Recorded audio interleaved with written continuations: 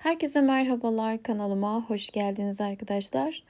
Umarım iyisinizdir. Bu akşam yepyeni bir yelek örneğiyle sizlerle birlikteyim. Özellikle çeyizlik yeleklerde çalışabileceğiniz harika bir örnek yapacağız. Tabi dilerseniz istediğiniz her alanda yine uygulayabilirsiniz.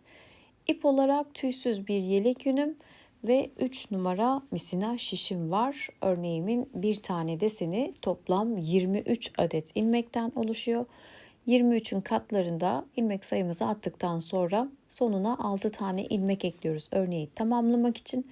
Daha sonra da kenar ilmeklerimizi ekliyoruz. Ben de sizlerle birlikte tek desen çalışması yapacağım. Toplam 33 tane ilmek attım şişime ve ön yüzden örneğimi kurmaya başlıyorum. Kenar ilmeğimizden sonra 2 ilmeğimi ters olarak örüyorum. Daha sonra dolayarak ilmeğimi artırıp sıradaki 2 adet ilmeğimin yönlerini çevirip sola doğru kesiyorum. Tekrar yanına 2 adet ters ilmek ördükten sonra 6 ilmekli ara modelimi, su taşı modelimi bu şekilde tamamlıyorum. Daha sonra örneğimize geliyoruz. Öncelikle örneğimiz için toplam 4 tane ilmeğimizi düz olarak örüyoruz. 4 ilmek düzden sonra sıradaki 2 adet ilmeğimi alttan batarak sağ tarafa doğru kesiyorum ve yanına bir tane düz ilmek örüyorum. Kesilen ilmeğin yerine dolayarak bir tane ilmek arttırıyorum ve daha sonra bir adet düz örüyorum. Buraya kadar sağ kanadı yaptık sayılır. Ortaya bir tane ters ilmek ördükten sonra aynı işlemi sol tarafa doğru yapacağız. Öncelikle bir tane düz ilmek örüyoruz. Dolayarak ilmeğimizi arttırıyoruz. Yeniden bir tane düz ilmek örüyoruz. Ve sıradaki 2 adet ilmeğimin yönlerini çevirip arkadan alıp sola doğru düz örgü şeklinde kesiyoruz. Buraya da kalan 4 adet düzümüz. Onu da örüp toplam 23 ilmekli bir desenimi bu şekilde çalışmış oluyorum. Bir su taşı ve bir ana model olacak şekilde. Sıra sonuna kadar tamamlıyoruz. Yine su taşınla modeli bitireceğiz. Önce 2 ilmek ters ördüm. Bir artırıp 2 ilmeğimin yönlerini çevirip sola doğru kesiyorum. Ve tekrar yanına 2 adet ters örüp en son kenar ilmeğimle modelimizi bu şekilde kurmuş oluyoruz. Birinci kurulum sırası önemli. Orayı yaptıktan sonra diğer sıralar daha basit oluyor. Öncelikle tersine döndüğümüzde ilmekleri her ilmeği gördüğümüz gibi öreceğiz. 2 düz, 2 ters, 2 düz bizim su taşındaki örgü şeklimiz.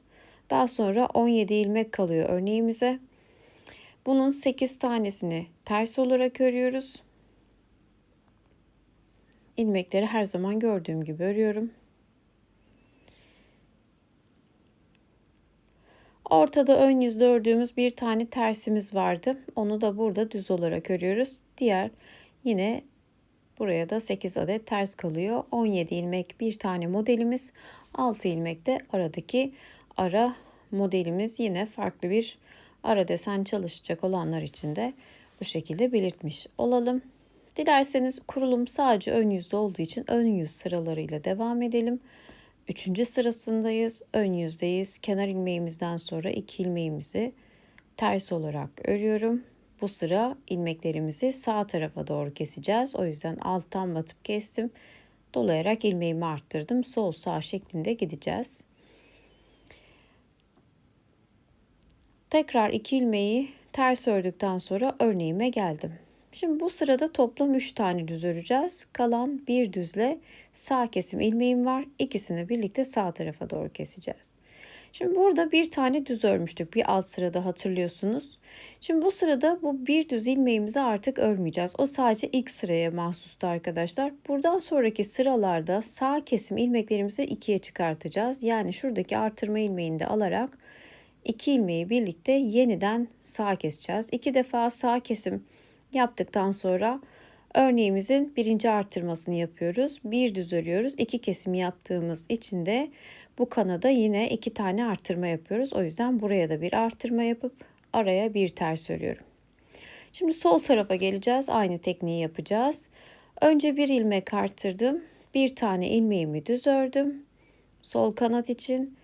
Tekrar ikinci artırmamı yaptıktan sonra burada da 2 defa sol kesim yapacağız. Bir tanesi artırma, bakın şu şekilde.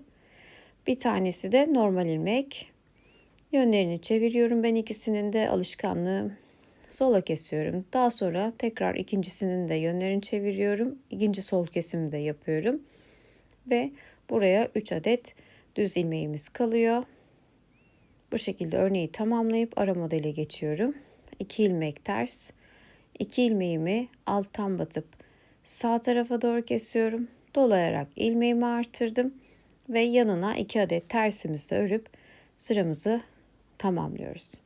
Tersinde ilmekleri dediğim gibi düz gördüklerimizi düz, ters gördüklerimizi ters örüp ön yüze 5. sıramıza geliyoruz. 2 ilmek ters ördüm. Bu sıra sol tarafa doğru keseceğiz. O yüzden önce artırıp 2 ilmeğimin yönlerini çevirip sola kesiyorum. Tekrar 2 ilmek ters örüyorum. Su taşı örneğimiz bu şekilde ilerliyor. Örneğe geldiğimde bu sıra 2 tane düz örüyoruz. Çünkü kalan bir düzle sağ kesim ilmeğim var. İkisini birlikte sağ tarafa doğru kestim. Tekrar yine 2 ilmeği birlikte alttan batarak ikinci kez sağ tarafa doğru kestim. Bir artırdım. Bir tane düz ördüm. İkinciyi de artırdıktan sonra artık buradaki ters ilmeği örmemeye başlıyoruz arkadaşlar. Görüldüğü gibi 1, ters ilmeği düze çevirdim 2 ve 3. 3 düz örüp yeniden artırıyorum. Bir düz ördüm. İkinci artırmamı yaptıktan sonra da sol kesimlerime başlıyorum. Birinci sol kesimim, ilmeklerin yönünü çevirdim. İkinci ilmeklerin yönünü çevirerek sol kesimi yaptım. İkinci sol kesimden sonra da kalan 2 düzümüz var. Onu da örüp sıramızı tamamlıyoruz. Ara modele geldim. 2 ilmek ters ördüm. 2 ilmeği birlikte sola doğru kestim. Arttırarak önce ve yeniden 2 ilmek ters örerek sıramızı tamamladık. Geliyoruz örneğin tersini de ördükten sonra 7. sırasına. Kenar ilmeğimizden sonra 2 ilmek ters örüyorum. 2 ilmeği birlikte alttan batarak sağ tarafa doğru kesip dolayarak ilmeğimi artırıyorum. 2 ilmek ters örüp örneğimize geliyoruz. Bu sırada bir düz örüp 2 ilmeği birlikte sağ tarafa doğru kesiyorum. Tekrar ikinci kez 2 ilmeği birlikte sağ tarafa doğru kesiyorum. Birinci artırmam bir düz. İkinci artırmamdan sonra orta bölüme geldim. 1, 2, 3, 4, 5 düz ördüm. Tekrar arttırdım. Bir düz ördüm. Buraya da ikinci artırmamdan sonra yine 2 ilmeğin yönlerini sola doğru kestim. Ve ikinci kez 2 ilmeğin yönlerini sola doğru kestikten sonra bir düz ördüm. Ve ara desenime geçtim. 2 ilmek ters, 2 ilmeği birlikte sağ tarafa doğru kesip ilmek artırıyorum.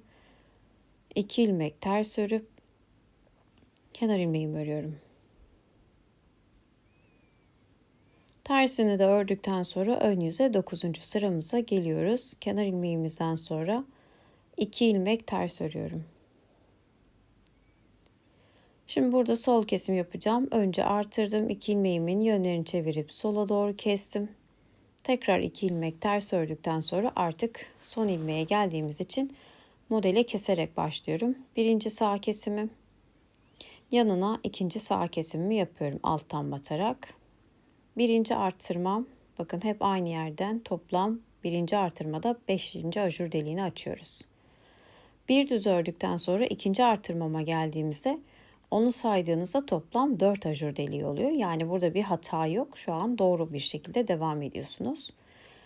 2, 3, 4, 5, 6, 7 tane düz ördükten sonra önce bir arttırıp bir düz örüyorum. İkincisini artırdıktan sonra da ikişer ilmeğin yönlerini çevirip sola doğru birinci kesimim ve yine 2 ilmeğin yönünü çevirip sola doğru kestiğim ikinci ilmeğimi de yapıp en alttan en üste kadar kesimlerimizi tamamlamış olduk. Yine ara desenimi bitiriyorum. 2 ilmek ters, Bir ilmek artırdım. 2 ilmeğin yönlerini çevirip sola kestim ve tekrar 2 adet ilmeğimizi örüp sıramızı tamamlıyoruz. Şimdi biliyorsunuz bir tarafta 5 ajur deliği, diğer tarafta 4 ajur deliği var. O yüzden orayı da şu an 5 ajur deliğine tamamlayacağımız ön yüzdeki 11. sıramıza geldik. 2 ilmeğimi ters örüp 2 ilmeği birlikte sağ tarafa doğru kesip arkasına ilmek artırıyorum. Tekrar 2 ilmeğimi ters ördüm. Şimdi bu sırada ne yapacağız? 1, 2, 3. Buradaki saydığımızda 5 ajur deliğimiz tamamlanmış. 4 tane düz ördükten sonra bakıyoruz, buradaki ajur deliğimizde toplam 4 ajur deliği var. O yüzden buraya 5. ajurumu açtım ve sıradaki 2 ilmeği birlikte alttan batarak sağ tarafa doğru kestim. Sağ kesimden sonra ortaya toplam 5 tane düz örüyorum. 2, 3, 4 ve 5. Sağ kesimden sonra 5 adet düz ördük. Bu defa 2 ilmeğin yönlerini çevirip sola doğru kesiyoruz ve buradaki son ajurumuzu da açıp sıradaki tüm ilmekleri örüyorum. Toplam 4 tane ilmeğimiz var. Onları da düz olarak örüp sıramızı, ön yüzdeki son sıramızı bu şekilde tamamlamış oluyoruz ve iki tarafta da eşit olacak şekilde bu akşam konuşamıyorum gerçekten. 5'er tane ajur deliğine ulaşmış oluyoruz sevgili arkadaşlar ve tersini de ördükten sonra modelimiz bu şekilde ortaya çıkıyor. Ben şöyle bir angora ile uyguladım sizlere göstermek adına. Bu şekilde 12 sırayı tekrar ederek örneğimizi uyguluyoruz. Ben yine sizlere, özellikle acemi arkadaşlarım için, bu birinci kurulum sırasını yine ikinci desen üzerinden göstermek istiyorum.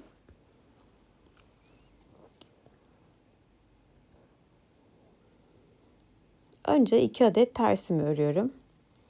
Su taşı örneğimi sola doğru uyguluyorum. Bir artırıp 2 ilmeğin yönlerini çevirip sola doğru kestik. Tekrar 2 ilmek ters ördüm. Şimdi başlarken ne yapmıştık? Toplam 4 tane ilmeğimizi düz olarak örmüştük. Daha sonra sıradaki 2 ilmeği birlikte kestik. Bakın alt sıradaki kesim yerine geldim ve 2 ilmeği birlikte sağ tarafa doğru kestim. Yanına bir düz ördüm. Bir tane artırma yaptım. Tekrar bir düz ördüm ve bakın şu tam orta ilmek yeniden bir ters olarak çalışıyoruz. İkinci yarıya geçiyoruz. Bir tersten sonra bir tane düz örüyoruz. Bir tane ilmek artırıp ikinci düz örüyoruz. Bu defa sıradaki 2 ilmeğin yönlerini çevirip sola doğru kesiyoruz ve arkasına 4 tane düz örüyoruz. Bu sırada sol ve sağ kesimler geçen sıranın kesimlerin devamı olacak şekilde gözüküyor. Özellikle oraya dikkat ederek örneği kolaylıkla kurabilirsiniz. Eksiltmeler, artırmalar olsa da sayımız asla değişmiyor ve modelimiz bu şekilde ortaya çıkıyor. Angora ile inanılmaz zarif duruyor. Elimdeki tüysüz yünle de şahane duruyor. O yüzden her iki ipi de uygulayabileceğinizi tavsiye ediyorum ama elinizin ayarına göre değişecek. Ben mutlaka ince şiş tercih etmenizi yine tavsiye eder. Ona göre güzel ürünler üretmenizi bekliyorum arkadaşlar. Bir sonraki örnek videomuzda tekrar görüşmek üzere. Hoşça kalın, sağlıkla kalın. Abone olup yorum yapmayı ve beğenmeyi lütfen unutmayın.